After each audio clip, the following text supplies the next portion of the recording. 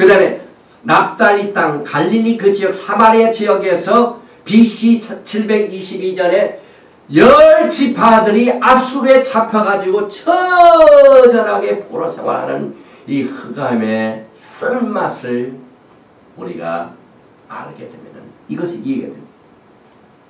그래서 이것 때문에 예수님께서 어디에다가 선교센터를 만드셨다고요? 나사렛을 떠나 스불론, 납달리 해변, 갈릴리 바다, 그 지역에 최초로 이스라엘의 백성들이 치욕스러운 포로로 잡혀갔던 그 지역이 바로 그 지역입니다. 그러니 이 목자 되신 예수님이 그 잃어버린 양떼들에게 얼마나 한이 맺히는지 모릅니다. 그래서 그곳에 선교센터를 만드십니다. 납달리 지경 해변에 있는 가버나움에 가서 사시니 이는 선지자 이사야로 하신 말씀을 이루려 하십니다. 그러니까 예수님께서 선교센터를 삼으신 것도요, 그냥 기분 나는 대로 하신 게 아니에요. 전부 이 토라의 이 통째 하나님의 마음속에서 하나가 계획대로 이루어집니다. 그러니까 예수님이 마음대로 선교센터를 지으신 게 아니라 이사야가 이미 예언하여 그 흑암의 어떤 백성들에게 빛이 임하리로다 하는 그 말씀을 이루려 하심으로 말미암아 어디서 흑암이 시작됐다고 그 납달리 땅, 스불론 땅, 치욕스러운 포로 생활이 시작된 그곳에 그것을 회복하시려 거기에다가 포로 이 선교센터를 삼으십니다. 그래서 마태복음 4장 13절에 나사렛을 떠나 스불론과 납달리 지경 해변에 있는 가버나움에 가서 사시니 가버나움 이건 뭐냐면 the village of comfort.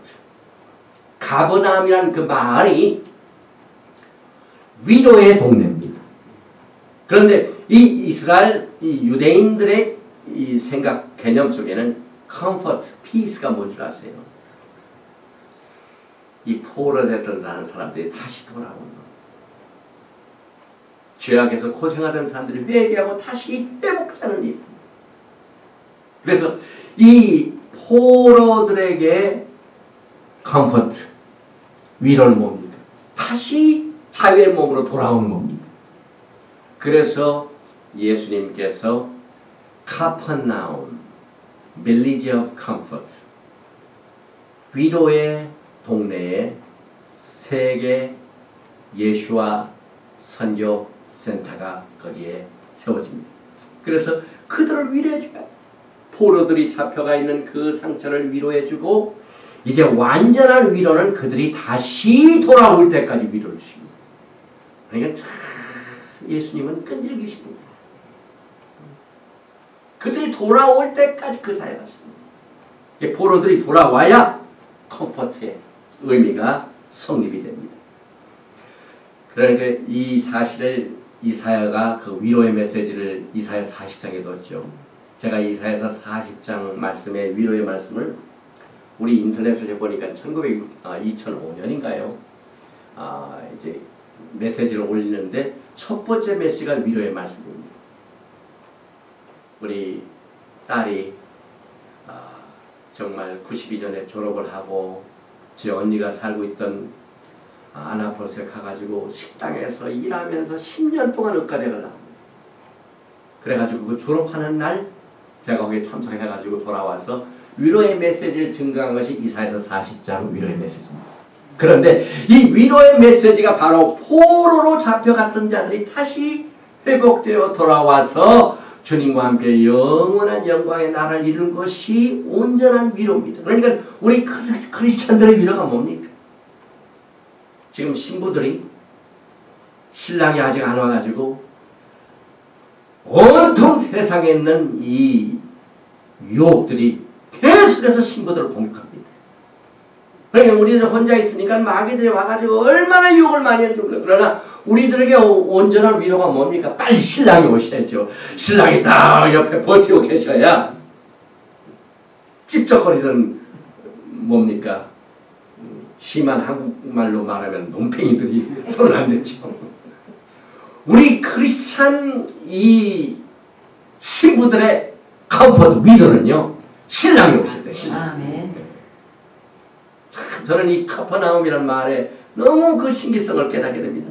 그래서 어떤 위로를 주시는데 이사야서 40장에 보니까 너희 하나님이 가라사대 너희는 위로하라 내 백성을 위로하라 너희는 정당 예루살렘에 말하며 그것에게 외쳐 고하라 그 복역의 때가 끝났고 죄와 사망과 억압과 포로 생활과 죄의 옥살이가 끝나는 날입니다. 여러분. 우리가 얼마나 지금도 옥살이를 많이 합니까? 그 죄악의 사함을 입었었느니라 그 모든 죄를 인하여 여호와의 손에서 배나 받았느니라 할지니라. 이사야서 40장 10절에 보라 주 여호와께서 장차 강한 자로 임하실 것이요. 제일 신랑이 오셔야 진짜 위로가 됩니다. 친히 그 팔로 다스릴 것이다. 보라 상급이 그에게 있고 부흥이 그 앞에 있으며 주님을 섬기던 종들이 주님 오시는 날 상급 심판을 하게 됩니다. 우리가 휴거대에 올라가서 주님으로부터 상급 심판을 받게 됩니다. 그는 목자같이 양머리를 먹이시며 어린 양을 그 팔로 모아 품에 앉으시며 젖먹이는 암컷들을 온순히 인도하셨다. 이 목자의 마음입니다. 잃어버린 양 하나를 다시 찾아서 돌아오게 해가지고 다시 모으는 게 이게 예수님의 마음입니다. 그러니까 예수님께서 다시 오시는 이유도 다윗의 영광을 회복하신 그것을 통하여 주님의 마음을 우리에게 가르칩니다. 또 에레미야서 31장에 보면은 10절에 열방이여 너희는 나 여호와의 말을 듣고 먼 섬에 전파하여 이르기를 이스라엘 흩으신 자가 그를 모으시고 목자가 그 양우리에게 팽한같이 그를 지키시로다. 여러분 우리 목자 되신 예수님께서 여러분과 저를 얼마나 지키기를 원하신지 모릅니다. 이제 이들이 다시 돌아와서 회복이 되니까 축제가 벌어집니다. 그래서 그 축제를 에레미야서 31장 13절에 보니까 그때 처녀는 춤추며 즐거워하겠고 청년과 노인이 함께 즐거워하리니 내가 그들의 슬픔을 돌이켜 즐겁게 하며 그들을 위로하여 근심한 후에 기쁨을 얻게 할 것입니다. 이게 뭐냐면은 예수님과 혼인잔치 결혼식을 해가지고 청년도 노인도 전부 신부가 돼가지고 예수님을 만났어. 결혼식의 기쁨입니다. 이게 위로 다시 돌아와가지고 이 주님과 함께 다시 만나서 결혼하고 이 잔치 베푸는 이 종말의 메시지가 토라에는 막 구석구석에 숨어 있습니다. 에레미야서 31장 16절에 나 여호와가 이같이 말하노라 내 소리를 금하여 울지 말며 내 눈을 금하여 눈물을 흘리지 말라 내 일의 갚음을 받을 것인즉 그들이 그 대적의 땅에서 돌아오리라 여호와의 말이다.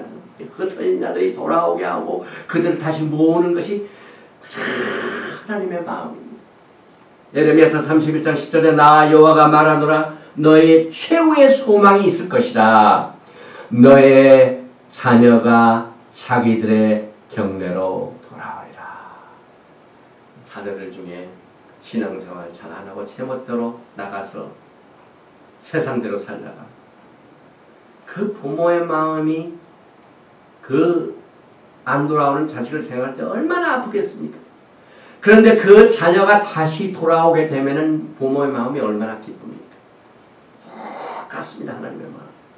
우리가 회개하고 다시 돌아오는 것을 육체적으로 10지파들이 포로로 잡혀가서 토라를 버리고 제멋대로 생활하다가 주님께서 다시 그들을 돌아오게 회개시키는 이 육체적인 그 사건을 통하여 영적인 회개를 우리에게 가르쳐 주십니다.